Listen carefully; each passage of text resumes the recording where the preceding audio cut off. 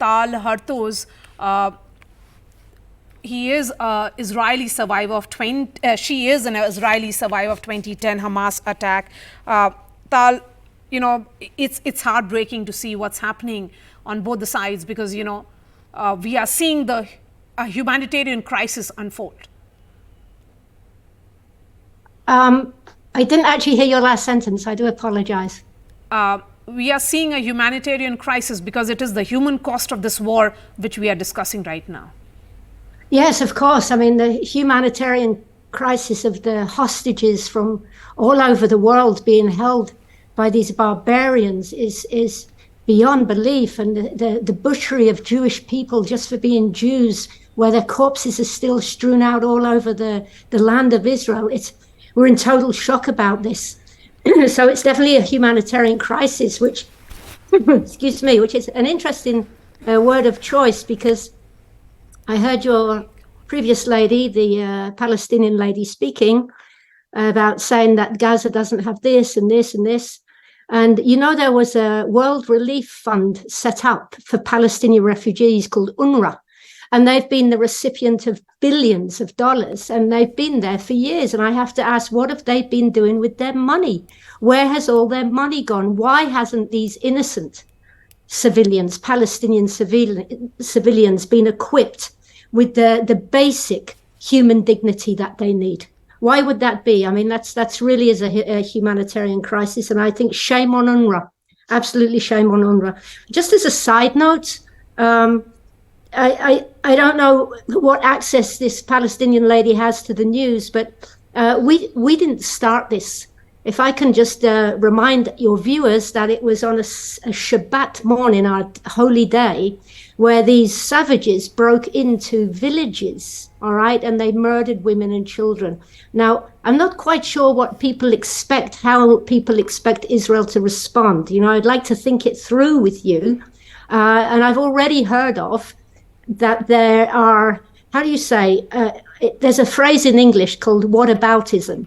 And it's almost like when you give people a platform who will accuse Israel for these atrocities instead of actually doing soul checking themselves. Something a bit morally askewed by giving people this a platform. I mean, I've even heard in the last few days, like, when you have babies beheaded, they beheaded 40 of our babies, and then people will say, well, what about the violation of human rights in Gaza? What about that we don't have hospitals? So what we're really saying, right, is, oh, that's why babies were beheaded.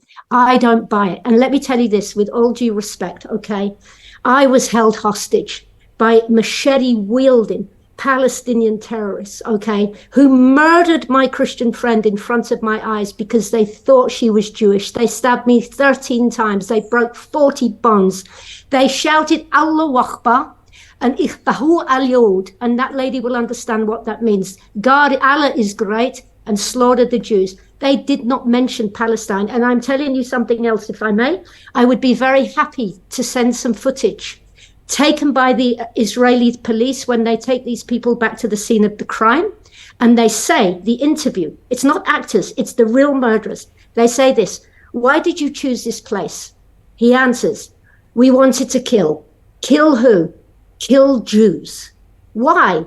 No reason. I'm happy to send you that. And so what we're talking about, we're not talking about a conflict about land.